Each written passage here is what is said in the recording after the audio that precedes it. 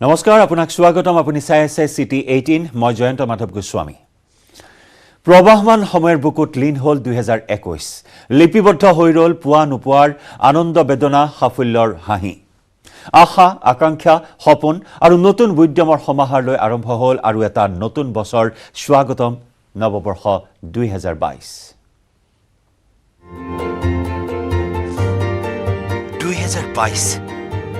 নৱবৰ্ষৰ প্ৰথম সূৰ্যোদয় এটা ক্যালেন্ডাৰ বৰ্ষৰ অন্ত পেলাই আৰম্ভ হল এটা নতুন বৰ্ষ নৱবৰ্ষক আদৰাৰ বাবে 31 ডিসেম্বৰৰ নিশা সকলোৱে উদযাপন কৰিব বিচাৰে বিশেষভাৱে পুৰণিক বিদায় জনাই নতুনক আদৰাৰ সন্ধিক্ষণত ভিন্ন প্ৰান্তত দেখিবলৈ পোৱা হল আনন্দ উৎসৱ মুম্বাই ৱান্দ্ৰা সি ৱাৰ্লি নানাৰঙী আলোক সজ্জাৰে আদৰিলে নতুন বছৰটিক নতুন বছৰ আদৰাৰ অন্যতম আকৰ্ষণ গোৱা নতুন বছৰক আদৰিবলৈ বহু পৰ্যটকে ঢাপলি মেলে গোৱালৈ এইবাৰো গোৱাৰ সমুদ্ৰ তীৰত দেখিবলৈ পোৱা হল নতুনক আদৰাৰ আনন্দ উৎসৱ ঝাৰখণ্ডৰ ৰাজধানী চহৰ ৰাঁচীতো মাজনিশা দেখিবলৈ পোৱা হল নতুন বছৰক আদৰাৰ উৎসাহ নতুন বছৰৰ পুৱাই জয়পুৰৰ ঐতিহাসিক স্থানসমূহত দেখিবলৈ পোৱা হল পৰ্যটকৰ ভিৰ পিংক সিটিৰ পৰ্যটন স্থানসমূহৰ সৌন্দৰ্য উপভোগ কৰি উদযাপন কৰিলে নৱবৰ্ষৰ প্ৰথমটো পুৱা news desk report news 18 Assam north east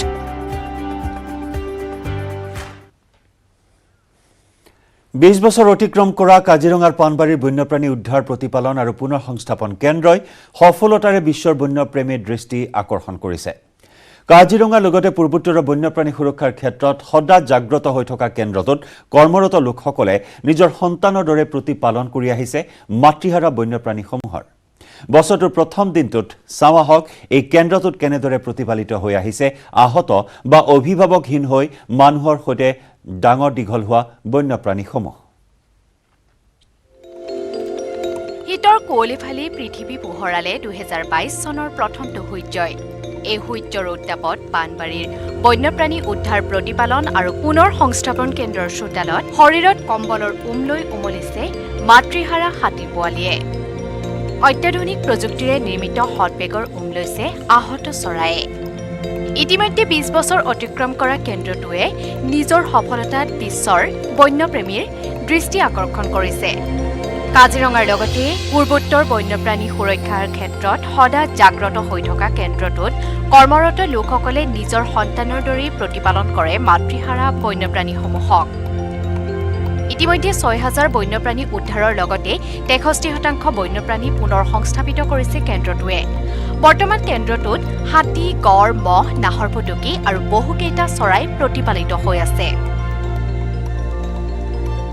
যোৱা বানপানী খুব এটা ডাঙৰ বানপানী নাছিলে তেতিয়াও আমাৰ হকডেৰ কিছু ৰেস্কিউ হৈছিল লগতে এটা ৰাইনো কাফু আহিছিলে তাৰ লগত ৰাইনো পোৱালি আহিছিল মাতৃহাৰা সেইকেইটা আমাৰ তাৰ ইয়াতে আছে 5টা ৰাইনো আছে এটা বাফেলো আছে 9টা হাতীৰ পোৱালি আছে আৰু 5টা বাঘৰ নাহৰফুটুকী বাঘ আছে স্বাস্থ্য সবে এতিয়া গোটেইকেইটা ষ্টেবল আছে আমাৰ যেকেইটা এনিমেল ইনহাউচ আছে গোটেইকেইটা ষ্টেবল আছে কৰ্মচাৰী আমাৰ 12জন কিপাৰ আৰু 2জন ডক্টৰ আমি আছো ফাণ্ড আমাৰ মেজৰ ফাণ্ড আহে international fund for animal welfare তাৰ লগতে আমাৰ লোকেল ডোনাৰ ইণ্ডিয়ান ডোনাৰো আছে তেওঁলোকো দিয়ে বোকাখাটৰ পৰা প্ৰদ্যুৎ মহন্তৰ report news 18 of north east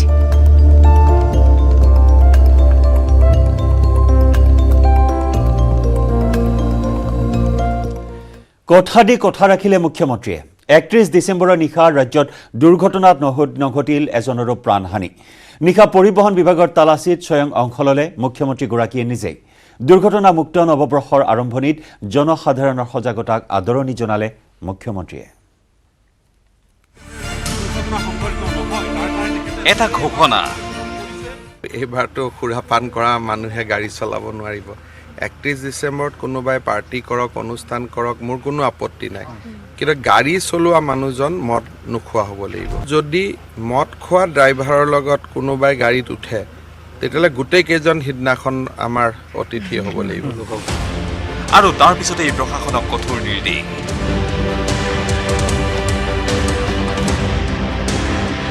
নৱবৰ্ষৰ প্ৰাকখনত সুৰাপায়ীৰ বিৰুদ্ধে কঠোৰ হ'ল ৰাজ্য চৰকাৰ। ৰাজ্যজুৰি চলালে আইন উলংঘনকাৰী আৰু সুৰাপায়ী চালকৰ বিৰুদ্ধে অভিযান। এই অভিযান কেৱল নিৰ্দেশৰ মাজতেই আবদ্ধ নাৰাখি স্বয়ং অভিযানত অংশ ল'লে মুখ্যমন্ত্ৰী হিমন্ত বিশ্ব শৰ্মাই। আৰক্ষীয়ে আৰু আনফালে দেখিছোঁ আমি যে মুখ্যমন্ত্ৰীগৰাকীয়ে সেই গোটেই দৃশ্যাংশ তেখেতে পৰ্যবেক্ষণ কৰিছে আৰু চাইছে, ওচৰৰ পৰা চোৱা আমি প্ৰত্যক্ষ কৰিছোঁ। গতিকে অত্যন্ত এটা বিষয় য'ত মুখ্যমন্ত্ৰী হিমন্ত বিশ্ব শৰ্মাই পথৰ কাষত থিয় হৈ এজন এজনকৈ নিৰীক্ষণ কৰিলে প্ৰতিগৰাকী যান বাহন চালকক। এই সময়ছোৱাত সাধাৰণ লোকৰ মাজত নিতান্তই সাধাৰণ লোকৰ দৰে চেলফিও তুলিলে মুখ্যমন্ত্ৰীয়ে।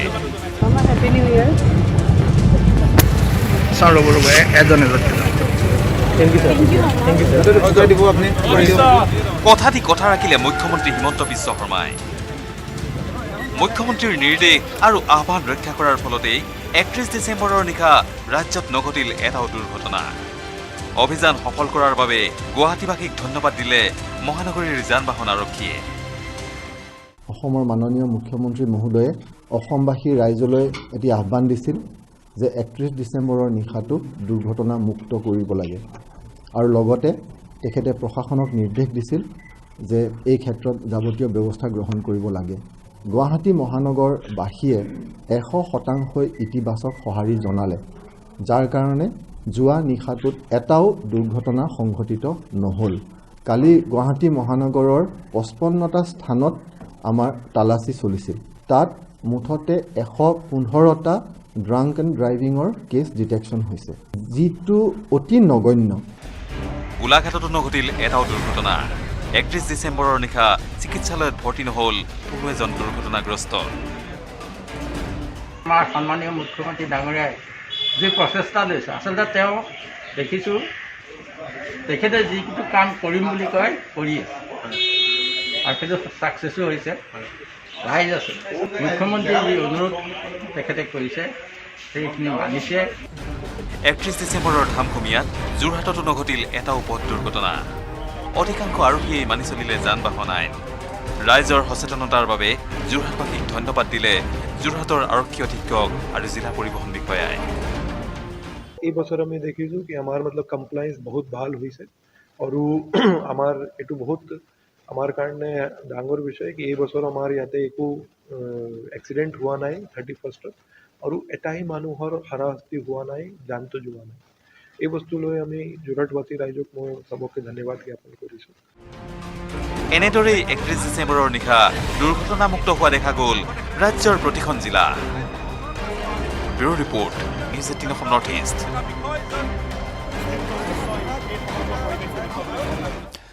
কইনাধৰাত আজি জ্যেষ্ঠ সাংবাদিক আৰু সম্পাদকৰ সৈতে বাৰ্তালাপ কৰে মুখ্যমন্ত্ৰী ডক্টৰ হিমন্ত বিশ্ব শৰ্মাই। ৰাজ্যবাসীক নৱবৰ্ষৰ শুভেচ্ছা জনাই মুখ্যমন্ত্ৰী ডক্টৰ শৰ্মাই বিগত 8মহীয়া কাৰ্যকালত কৰা কামৰ খতিয়ান দাঙি ধৰে। লগতে সাংবাদিক আৰু সম্পাদকৰ বিভিন্ন প্ৰশ্নৰো উত্তৰ দিলে মুখ্যমন্ত্ৰীগৰাকীয়ে। ইনসাৰ্জেন্সিটো আমাৰ ইনিচিয়েটিভত শেষ হোৱা নাই। It was the decision of tribal people যে আমি আৰু ইনসাৰ্জেন্সি কাকো কৰিব নিদিওঁ। Very very important difference. যদি গভৰ্ণমেণ্ট আৰু NDFBৰ মাজত নেগচিয়েশ্যন হ'লহেঁতেন, গভৰ্ণমেণ্ট আৰু DLNৰ মাজত ডিচিশ্যন হ'লহেঁতেন, গভৰ্ণমেণ্ট আৰু কাৰ্বিৰ লগত ডিচিশ্যন হ'লহেঁতেন, it would have been difficult. But this piece is result of a very, very tedious hard work of the civil society. And now tribals are determined যে আমাৰ ইয়াত আমি আৰু কাকো মিলিটেন্সি কৰিব নিদিওঁ আৰু আমি ইয়াত ব্লাড সেট নিবিচাৰোঁ। When civil society are so firmly with you, then I do not see any eruption of tribal insurgency unless we inflict some injustice to them. আমি যদি কিবা তেওঁলোকক আকৌ এবাৰ এটা ইনজাষ্টিস ইনফ্লিক্ট কৰি দিওঁ, যিটো ৰিজাল্ট আজি আমি পাইছোঁ, মই কেতিয়াবা কওঁ যে দ্য চোভেনিষ্ট মেণ্টেলিটি হেজ পেইড আছ এ হিউজ। আমি যদি অসমৰ মেইন ষ্ট্ৰীমৰ মানুহখিনি জনজাতি লোকসকলৰ লগত মিলি থাকিব খোজো, we do not show' chauvinism over dam.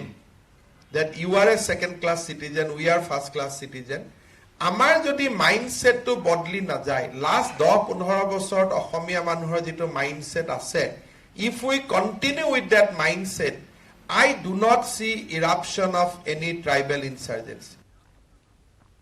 আমাৰ 2026 লৈকে আমাৰ যেটো এটা মনত ইচ্ছা আছে হেতু হৈছে যে Assam should end up somewhere with 6 lakh crore GDP.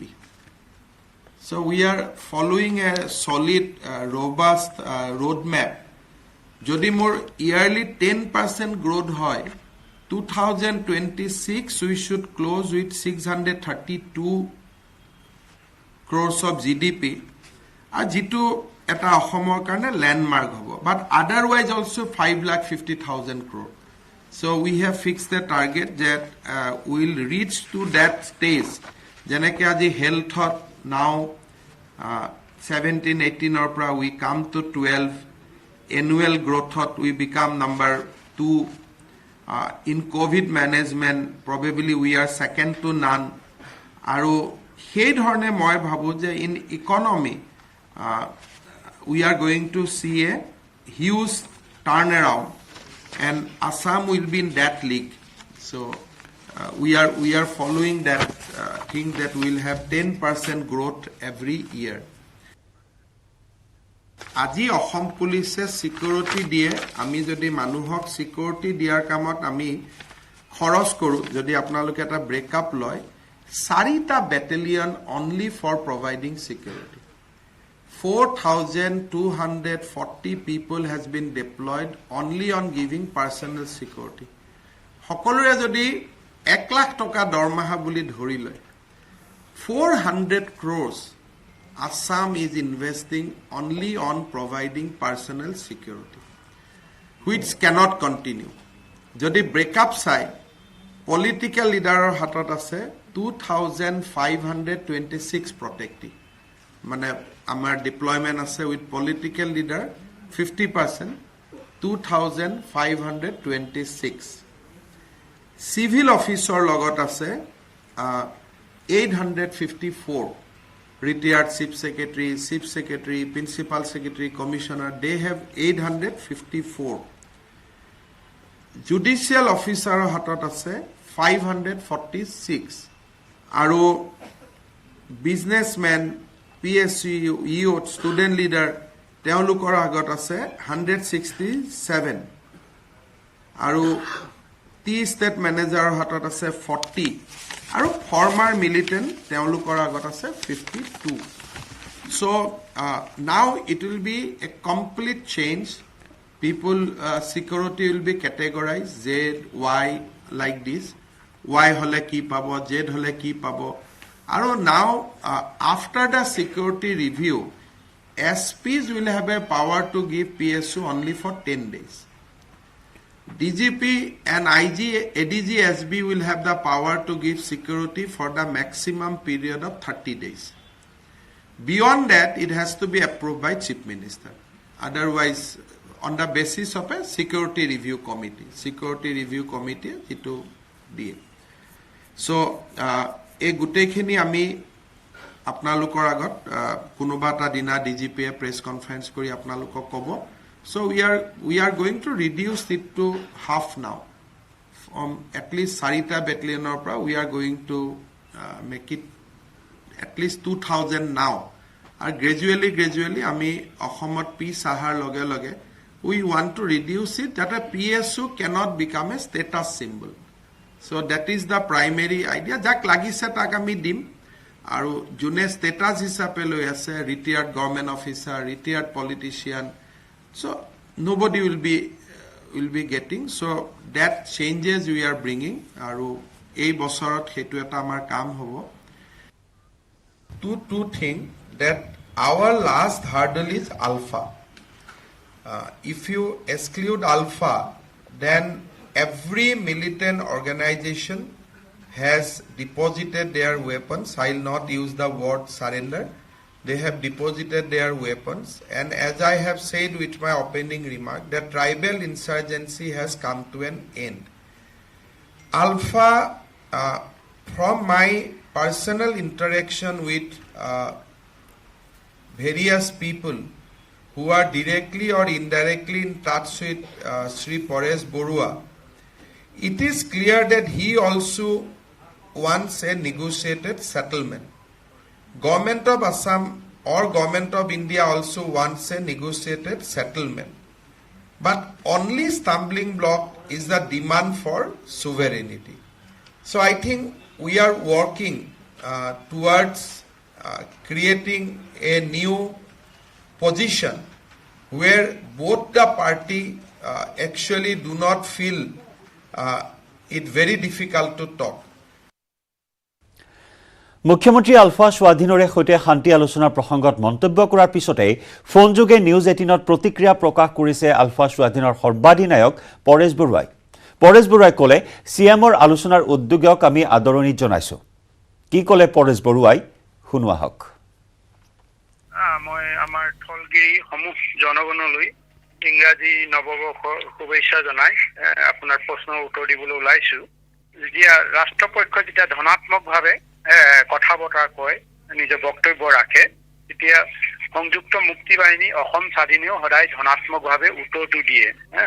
আৰু আমাৰ সেইটোৱে আজি দেখিছো যে ধনাত্মকভাৱে কথা কিছুমান কৈছে। সেইটো কাৰণে আমিও এই তেখেতৰ প্ৰশ্ন যিটো সংবাদ মাধ্যমত যিধৰণে কৰিছে আৰু আপুনি সুধিছে, সোধাৰ বিষয়টো এইটোৱে কৈছো যে যদি ৰাষ্ট্ৰপক্ষ ধনাত্মক হয় আমিও ধনাত্মক হ'ম। 2022 শব্দটো তেওঁ উচ্চাৰণ কৰিছে যে এই বছৰটো অতি গুৰুত্বপূৰ্ণ হ'ব আৰু সম্পূৰ্ণ শান্তি আহিব বুলি আশা কৰিছে তেওঁ। আশা কৰাটো খুবেই স্বাভাৱিক। আশা চবৰ নিজৰ নিজৰ পাৰচেপশ্যন থাকে। আৰু আমাৰ ফালৰ পৰা যিটো কৈছো যে তেখেতকে দায়িত্ব দিছে বুলি কৈছে, আমি তেখেতক মেডিয়েটৰ বুলি আমি মানে ভবা নাই বা তেনেকৈ গণ্য কৰা নাই। তেখেতে ইণ্টাৰলোকেটৰ বুলিও আমি গণ্য কৰা নাই। তাৰ ওপৰত আমি চিন্তা কৰি তেখেতক কেটেলিষ্ট বুলি কৈছো। এজন কেটেলিষ্ট বুলি শব্দটো যেতিয়া প্ৰয়োগ কৰো, কি কাৰণে কি গুণ থাকিব লাগিব, নিশ্চয় আপোনালোক মানে অসমৰ গুণী জ্ঞানী মানুহসকলে নিশ্চয় বুজি পাইছে কেটেলিষ্ট কাক কয়, কি ক'ত প্ৰয়োগ কৰে। আৰু আমি ভাবো তেখেতে গভৰ্ণমেণ্ট অফ ইণ্ডিয়া যিসকল মিনিষ্টাৰ আছে, প্ৰাইম মিনিষ্টাৰকে আদি কৰি যিসকল মিনিষ্টাৰ আছে, কেবিনেট আছে, এইসকলক আমাৰ এই যে দীৰ্ঘদিনীয়া 42টা বছৰৰ সহস্ৰ সংগ্ৰাম চলি আছে এটা বিষয়ৰ ওপৰত, আৰু এই জ্বলন্ত বিষয়টো যে সমাধান কৰিব লাগে, এই কথাটো নিশ্চয় অসমৰ এই বৰ্তমান অভিভাৱক হৈ আছে। মানে এই বিষয়টো, এই জ্বলন্ত বিষয়টো যে সমাধান কৰিব লাগে, দূৰ হৈছে যে সমাধান কৰিব নোৱাৰিলে অসমৰ কি অৱস্থা হয় কথাটো নিশ্চয় বুজি পাইছে। আৰু তাৰ পৰিপ্ৰেক্ষিতে যে তেখেতে বুজাব পাৰিব, গভৰ্ণমেণ্ট অফ ইণ্ডিয়া যিসকল মুৰব্বী আছে, নীতি নিৰ্ধাৰণ মানে কেবিনেট আছে, এই কেবিনেটৰ থকা ব্যক্তিসকলক বুজাব পাৰিব বুলি আমাৰ এটা দৃঢ় বিশ্বাস আছে। যিহেতু কি তেখেত এজন অভিজ্ঞ ৰাজনীতিবিদ, জ্ঞানী, মানে বুদ্ধিয়ক, অতিকৈ মানে অতিপাত ইণ্টেলিজেন্স এজন ৰাজনীতি নেতা। আৰু নিশ্চয় এই যে জটিল সমস্যাটো সমাধানৰ কাৰণে কিবা এটা বাট উলিয়াব পাৰিব বুলি আমি আশা কৰিছো। আৰু তেখেতে নিশ্চয় জানিব যে এইটো আজি আমি যিটো বিষয় লৈ মানে আজি 42টা বছৰ এই বিষয়টোৰ ওপৰত আলোচনা পাতনি হৈছিলেতো। যেনেকৈ মনমোহন ডাঙৰীয়া প্ৰাইম মিনিষ্টাৰ থকাৰ সময়ত তাতোতো এইটো আমাৰ ইছ্যুটোৰ ওপৰতো কথা হৈছিলে। কিন্তু তাৰ একেদিনাখনি এটা দুষ্ট চক্ৰই আমাৰ 8জন মানে তেজাল সৈনিকক সহস্ৰ যোদ্ধাক হত্যা কৰিলে একেদিনাখনি। এইটো এটা অভিসন্ধি আছিলে। আৰু সেইটো মানে হয়তো এইজন মুখ্যমন্ত্ৰী যিহেতু নেকি আমি কেটেলিষ্ট কৈছো আৰু এইজনৰ দায়িত্ব দিছে, হয়তো তেখেতৰ টেনিয়ত এই এনেকুৱা ধৰণৰ নিৰ্দিষ্ট কাম নকৰি এই জ্বলন্ত সমস্যাটো সমাধানৰ সূত্ৰটো উলিয়াব পাৰিব, য'ত নেকি মানে জাতিৰ আত্মসন্মানৰ কথা আছে, জাতিৰ জন্মগত অধিকাৰ কথা আছে। এইখিনিতো তেখেতে এজন সকলো দিশতে এজন অভিজ্ঞ, এই ইছ্যুটোৰ ওপৰত অভিজ্ঞ এজন ৰাজনৈতিক নেতা বুলি আমি ধৰি লৈছো। আৰু সেইকাৰণে আমি কেটেলিষ্ট বুলি কৈছো, আৰু তেখেতে পাৰিব বুলি কৈছো। আৰু সেইকাৰণে কৈছো মানে তেখেতেও এটা শব্দ কৈছে, এইটোৱে আৰম্ভণিটোৱে মানে শেষ হ'ব। আমিও কৈছো যে মৰ্ণিং শ্ব'জ দা ডে, আৰম্ভণিতে ভাল কথা কৈছে, ধনাত্মক কৈছে, আমি ধনাত্মকভাৱে উত্তৰটো দিছো। এইটো আমাৰ মানে নীতিগতভাৱে যদি আমাক কোনোবাই সন্মান কৰে আমিও সন্মান কৰিম। আমাক যদি অসন্মান কৰে, আমাৰ নীতি আদৰ্শক যদি সন্মান জন্মাব নিদিয়ে আমি কেনেকৈ সন্মান জনাব পাৰো? তেখেতেতো কৈছে কথাটো এটা এই বিষয়টোৰ ওপৰত এটা ৰাস্তা উলিয়াবই লাগিব। এই কথাৰ কাৰণে মই কৈছো যে ধনাত্মক কথা কৈছে, আমিও ধনাত্মকভাৱে উত্তৰটো দিছো। হয়, নতুন বছৰত এই কথাখিনি এটা ইতিবাচক হ'ব বুলি আমাৰ ফালৰ পৰা আদৰণি থাকিল। নাই, ধন্যবাদ। গোটেই বিষয়টো মানে আমি পাৰিব বুলি ভাবিছো, কিমান পাৰে কিমান এই বিষয়টো কৰিবলৈ দিব নিদিয়ে এতিয়া গোটেই মানে গভৰ্ণমেণ্ট অফ ইণ্ডিয়াৰ ওপৰত আছে। তেখেতৰ কেটেলিষ্ট এইটো লৈ যাব আমাৰ কথাবিলাক, আমাৰ হৃদয়ৰ কথা গোটেই এইটো তেখেত যদি অসমৰ কথা কৈছো যে তেখেতৰ এটা গুৰু দায়িত্ব আছে। তেখেতৰ গুৰু দায়িত্ব আছে আৰু তেখেত দেখিছে জ্বলন্ত সমস্যাটো কিমান দিন ভুগি আছে, কিমান মানে পাহল ডেকা গাভৰুৱে জীৱন আহুতি দিছে। আৰু তেখেতে এই কথাটো দেখিছে, স্বচক্ষে দেখিছে, ভালকৈ জানে আৰু অসমৰ মানে এতিয়া অভিভাৱক হৈ আছে। তেখেতে এই কথাটো পাৰিব বুলি আমি বিশ্বাস কৰিছো। যদি নোৱাৰে আমি আৰু তাক এইটো এটা দুৰ্ভাগ্য কথা হ'ব। তেখেতৰ তেনে যদি নোৱাৰে বুজাব নোৱাৰে গভৰ্ণমেণ্ট অফ ইণ্ডিয়াক, তেতিয়াহ'লে খুব দুৰ্ভাগ্যজনক হ'ব।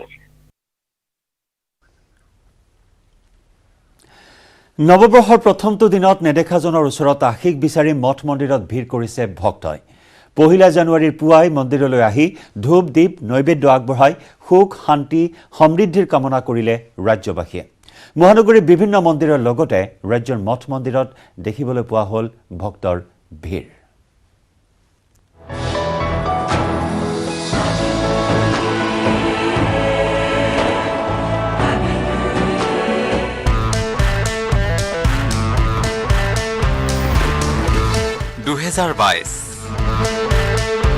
সময়ৰ বুকুত সংযোজিত হ'ল এটা নতুন বৰ্ষ। নতুন বছৰৰ প্ৰথম দিনটোত বিভিন্নজনে কটালে বিভিন্ন ধৰণৰ পৰিকল্পনাৰে। বছৰটো যাতে ভালকৈ আৰম্ভণি হয় আৰু ভালকৈ সমাপ্ত হয় তাৰ বাবে নেদেখাজনৰ ওচৰত আঁঠু ল'লে ভক্তিপ্ৰাণ ৰাইজে। মহানগৰীৰ বিভিন্ন মঠ মন্দিৰ তথা আধ্যাত্মিক স্থানসমূহত দেখা গ'ল ৰাইজৰ ভিৰ। এয়া মহানগৰীৰ গণেশ মন্দিৰৰ দৃশ্য। নতুন বছৰ, নতুন আশা, নতুন পৰিকল্পনা আৰু সেই সপোনবোৰ বাস্তৱ হোৱালৈ যাতে নতুন বছৰত যিসমূহ আশা, সেইসমূহ আশা যাতে প্ৰতিশ্ৰুতি যাতে সম্পূৰ্ণ এই নতুন বছৰত সফল হয় তাৰ কাৰণেই সিদ্ধিৰ এটা গণেশৰ শ্ৰীচৰণত প্ৰণিপাত নিবেদন কৰিবলৈ এই মুহূৰ্তত গণেশগুৰিৰ গণেশ মন্দিৰত ৰাতিপুৱা ভাগত সকলোৱে ওলাই আহিছে। 2021ত বহুতখিনি খেলি মেলি হ'ল চবৰে ক'ভিডৰ কাৰণে। 2022 যাতে চবৰে ভালে ভালে যাওক তাকে আশা কৰিলোঁ। এয়া লতাশিলৰ গণেশ মন্দিৰৰ দৃশ্য। নৱবৰ্ষৰ প্ৰথমটো দিন, যিহেতু প্ৰতিটো শুভ কাম, শুভ দিনৰ আৰম্ভণি সকলোৱে ভগৱানৰ ওচৰত সেৱা জনাই আঁঠু লৈ তেওঁৰ আশীষ লৈ আৰম্ভ কৰে। গতিকে আজি নৱবৰ্ষৰ প্ৰথম দিনটোতো ৰাজ্যৰ সকলো মঠ মন্দিৰত দেখা গৈছে পুৱাৰ পৰাই ভক্তসকলৰ ভিৰ।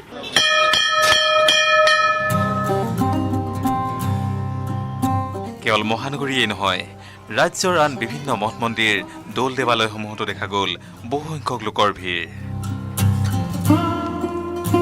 2020 আৰু 2021 বৰ্ষৰ দৰে কোভিডকালীন বিভীষিকাময় দিনবোৰৰ যাতে পুনৰাবৃত্তি নঘটে তাৰ বাবে উত্তৰ গুৱাহাটীৰ মহাপ্ৰভু দৌল গোবিন্দৰ ওচৰত আঁঠু ল'লে ভক্তগণে। অৱশ্যে এইবাৰ পূৰ্বৰ বৰ্ষসমূহৰ দৰে দৌল গোবিন্দ মন্দিৰত দেখা নগ'ল ভক্তৰ ব্যাপক সমাগম।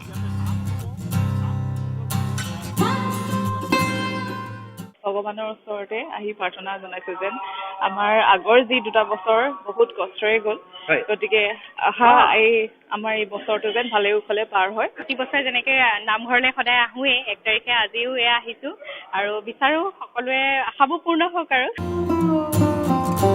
এয়া ডিব্ৰুগড়ৰ খনিকৰস্থিত জগন্নাথ মন্দিৰৰ দৃশ্য। বছৰৰ প্ৰথমটো দিনত 2021ক বিদায় দি নতুনক আদৰিলে বিভিন্নজনে। জগন্নাথ মন্দিৰত এগছি বন্তি জ্বলাই বছৰটো ভাল হোৱাৰ কামনা কৰিলে এইসকল লোকে।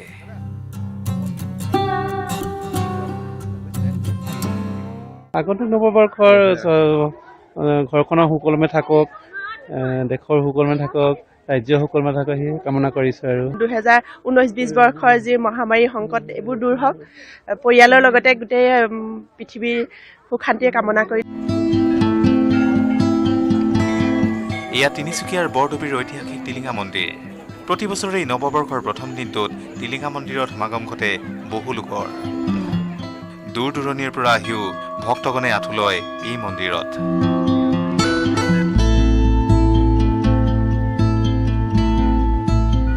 তিনিচুকীয়াৰ ঐতিহ্যমণ্ডিত বৰডুবিস্থিত যি টিলিঙা মন্দিৰত উপস্থিত আছোঁ আৰু এই মুহূৰ্তত যিহেতু অগণন ভক্তৰ ভিৰ হৈ পৰিছে টিলিঙা মন্দিৰত মোৰ সঠিক হৈ বৰ্তমান টিলিঙা মন্দিৰৰ দৃশ্য দেখাব পুৱাৰ ভাগৰ পৰাই যিহেতু অগণন ভক্তগণৰ এনেদৰে ভিৰ হৈ পৰিছে আৰু সকলোৱে পূজা অৰ্চনা কৰিবলৈ আজি বিখ্যাত যিহেতু ঐতিহ্যমণ্ডিত টিলিঙা মন্দিৰত আহি উপস্থিত হৈছে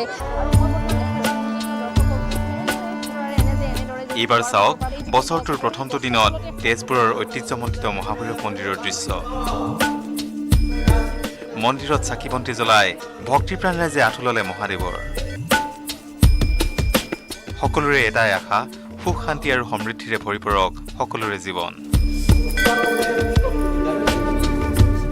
ভগৱানৰ আশীষ বিচাৰি আহিছোঁ যাতে বছৰটো ভালে কুশলে পাৰ হওক নিউজ 18 অসমৰ তৰফৰ পৰা আমি ইংৰাজী নৱবৰ্ষৰ শুভেচ্ছা জনাইছোঁ দৰ্শন কৰিব আহিছোঁ মই প্ৰথম বছৰৰ দিন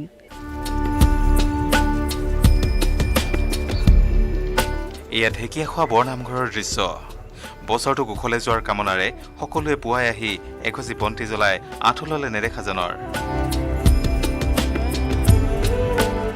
ধৰ্মপ্ৰাণ ৰাইজক শুভেচ্ছা জনাইছোঁ আগন্তুক নৱবৰ্ষ যাতে সকলোৱে ভালদৰে অতিবাহিত কৰিব পাৰে bureau' report news 18 Assam north east